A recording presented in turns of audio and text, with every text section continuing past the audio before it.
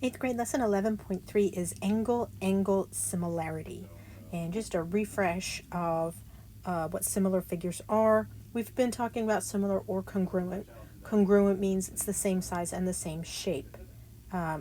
Similar figures means you still have the same shape, but it may not necessarily be the same size object. It'll be the same shape, but not the same size, perhaps. It could be the same size, but it doesn't have to be.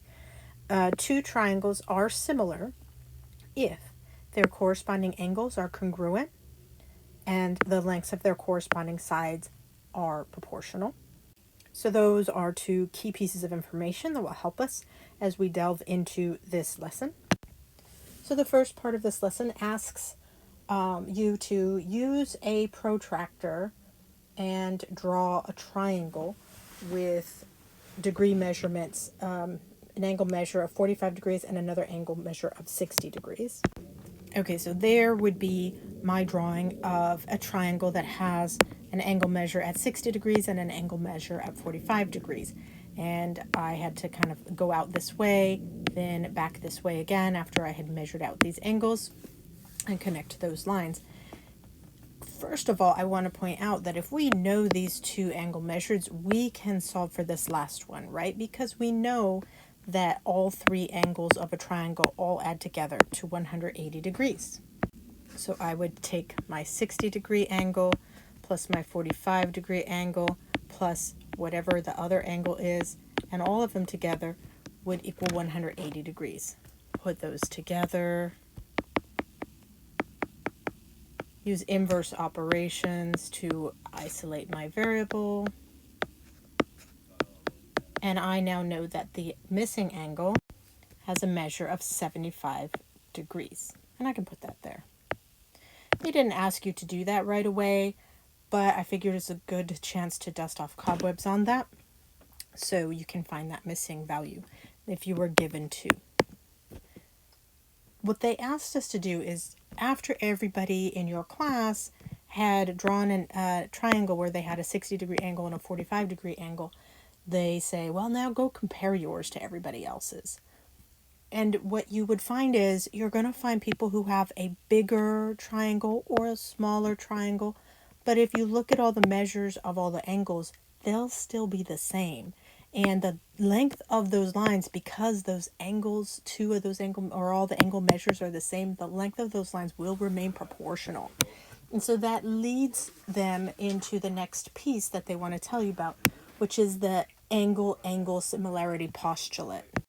And the angle similarity postulate says if 2 angles of one triangle are congruent to 2 angles of another triangle, then the triangles are similar, meaning that their angles measures will be all the same and the proportional length of all the lines will be in proportion to one another. They might be smaller than or might be bigger than, but they will be proportional to one another. So if I were looking at these 2 triangles and I wanted to know if they were similar to one another, I see that they have one angle measure that is congruent. And I just need to see if there's another measure that's congruent. This one is 45, this one's 35. Those are not the same. But I don't know what this missing one is. So I can either figure out what this one is or figure out what this one is, or both. But why do both, right? So we know that this one is 100 plus 45 plus that unknown angle C, will all equal 180. 145 plus that angle C equals 180. Inverse operations to isolate my variable. And I'm going to get 35. So this missing angle is 35 degrees. So if somebody were to ask you, hey, are these similar triangles, meaning same angle measures and side lengths proportional to corresponding side lengths, you could at this point say yes.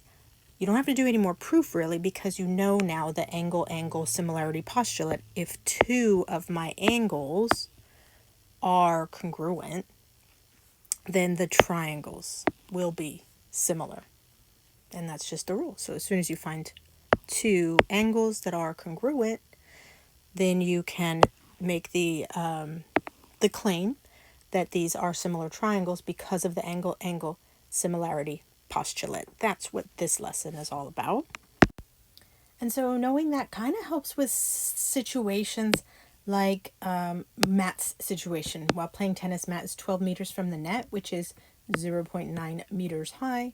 He needs to hit the ball so that it just clears the net and lands 6 meters beyond the base of the net, way over here.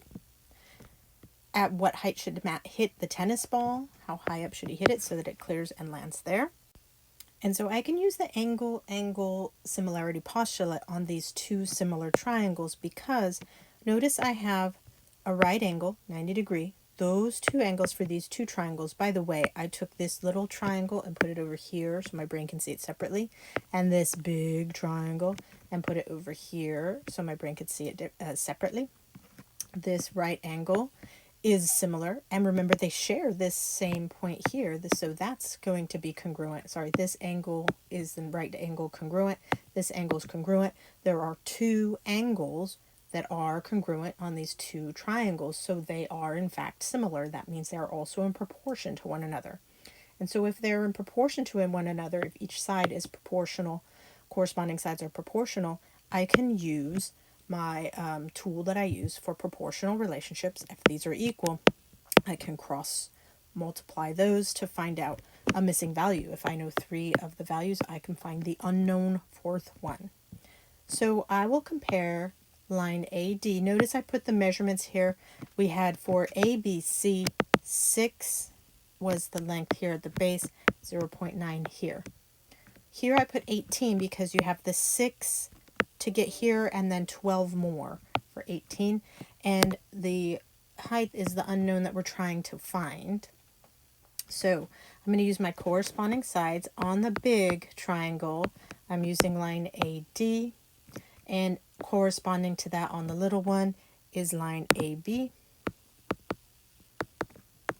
And then on the big triangle, my height, the DE, corresponds on the little with BC.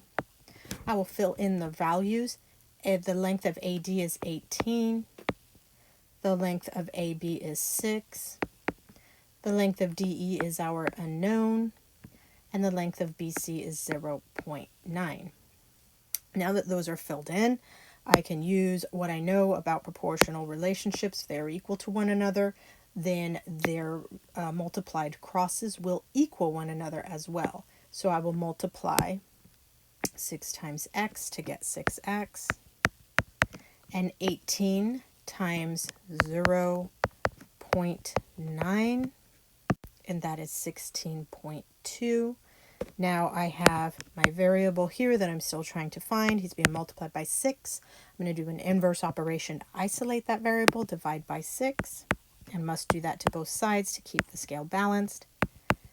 X will equal 2.7. And so the 2.7 meters is how tall, where he needs to hit that ball to get it to do exactly what he's hoping it will do.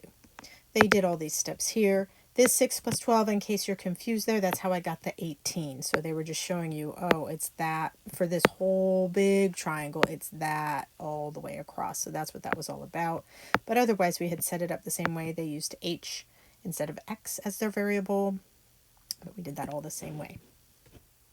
So for this lesson, you'll just keep in mind that as long as you know two angles of two triangles are congruent to each other, then you know those triangles are similar. That does mean that they will be proportional to one another. So you can use the tool of proportional relationships to find a missing value if you need to find it. So as long as you know 3 of their values, like we did here, you can find the 4th using proportional relationships that you learned previously a couple years ago. All right, go get it.